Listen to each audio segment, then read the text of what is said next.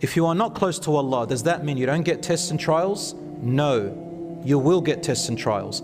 But the reason why Allah subhanahu wa ta'ala will give a person who's closer to Allah more sufferings is, number one, the suffering and the test has two aspects to it, to a believer, a strong believer. Number one, Allah knows that with that extra test, that believer is going to pass that test. And the result of passing that test is raising his or her rank even higher. Because Allah wants to raise them higher. Why? Because Allah is just. And on the Day of Judgment, Allah subhanahu wa ta'ala raises people based on the test they went through and how many they passed. So their value rises. So when He sees a strong believer, Allah gives him more calamities and tests to raise his value. And number two, He knows he'll pass them. And number three, there is a third reason scholars said, they become role models of strength for others. Someone has to go through trials in front of you for you to take them as role models, and they be your strength.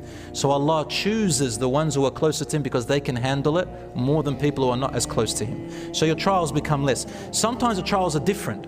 You may not go through the same trial. If I went through a different trial, maybe Allah knows I can't pass it. Maybe the trial that I went through, if you went through it, you won't pass. So Allah gives you a trial that suits you. I want you to remember something, very good question. Any trial you go through, know that Allah subhanahu wa ta'ala knows already that you have the ability to get through it, inshallah. You have the ability. As for the disbeliever who goes through trials, it's because the disbeliever, Allah subhanahu wa ta'ala has shown them signs after signs after signs, and those who give up on Allah, Allah shows them signs after signs after signs. It comes to a point where He just gives them up. He gives them up to who? He gives them up to the natural world. So the calamities they're going through is the natural calamities of the world. And some things which Allah decrees upon them, it's not going to benefit them anything, except in this world, but not in the hereafter. So theirs is a lose-lose situation. But for the believer who's closer to Allah, goes through calamities, it's a win-win situation. I hope, inshallah, that gives you a small summary of it, inshallah. So my calamity, akhi, maybe Allah subhanahu wa ta'ala knew that I have the power and the ability to get through it, and I can be a role model in it. Other things, maybe I'll fail. And one more thing, sometimes calamities is not what it appears. Sometimes it's not losing something. Calamities can be gaining something.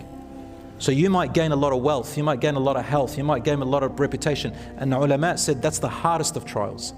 Because if you get more blessings, what do you automatically think? You start thinking that life is good for you, God must love you.